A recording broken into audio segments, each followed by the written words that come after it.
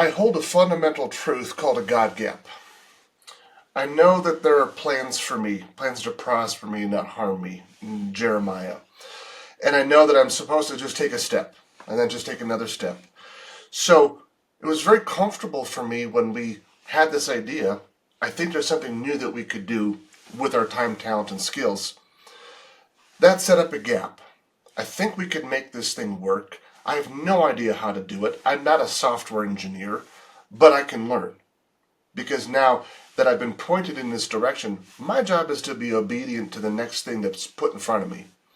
So when I think about the boldness with which I just attack something new and create, which I believe is another calling, that's really defining my faith. I'm here to co-create. I'm here to follow this path, this plan that's been made for me. I don't know how it ends. I don't know what's next, but I'm going to do the next step. And without faith, I'm not sure how much I would have actually done. It would have been too overwhelming. This way in which I could feel the calling be orientated, and now I can make a move into this direction, and I can create. And that's the link. If I could say anything about faith for me, this linkage to creation. And I'm supposed to co-create something here and create a form, create an order out of this chaos. That really drives me. Part of faith is being able to take bold steps into the unknown with uncertain outcomes, with incomplete information. Right? That's just part of our deal. But we're called to take a step. And just like myself, owning a business, having a family, going to school full time, it was overwhelming almost every day, but it was also easy. And if I justify the two opposing terms together, it's just a simple next step. It's just one thing. You schedule your classes. You can do that. There's so many things that are possible for you with the understanding that you don't have to have full certainty. You don't have to have complete information because there's a destination that you're called for. So let's just start going there.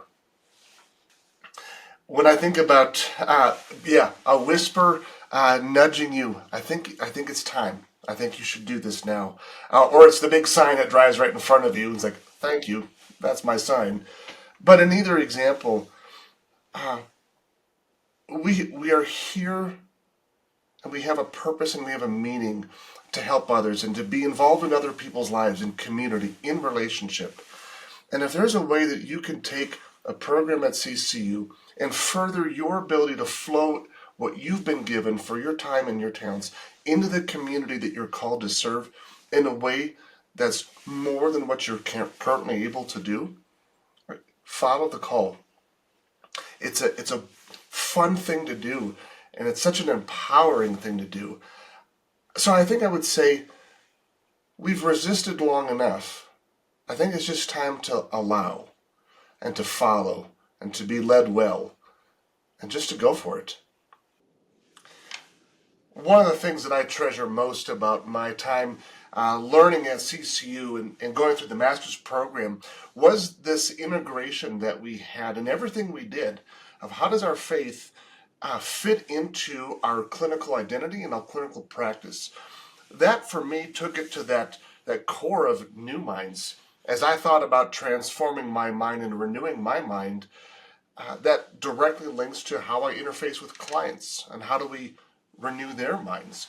But then as we take that one step further, if we see that there is a plan that works for good, and if we can integrate that into a software system that allows us to take some really bedrock foundations of what Christ shows us. He did not come here to steal, kill, and destroy. So if we're building a software program that is to empower students to self-lead and to have life in abundance and learn, let's integrate that core philosophy into software. That will fundamentally change the way teachers and educators serve into their students, just because that was a core bedrock foundation. When I entered into the idea of pursuing a professional counseling program in a master's sense, the faith integration from CCU is important to me. I wanted to have that full rounded experience, as faith is very intrinsic in who I am. I didn't realize how important that would be for me post-graduating and working out into the clinical practice. I didn't know how important having the faith integration would work for self-care, just to handle myself as I serve a population of patients who are just going through unbelievable things in their life. I had no idea how important faith would be just simply having empathy for someone. All of these little subtle ways in which faith just oozes itself in to your daily practice, it fundamentally changes the way, for me, that I could operate as a private practice clinician.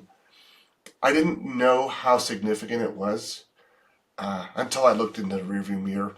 It's like, holy cow, had I not had this experience, I'm not sure how I would function in the way that I can currently.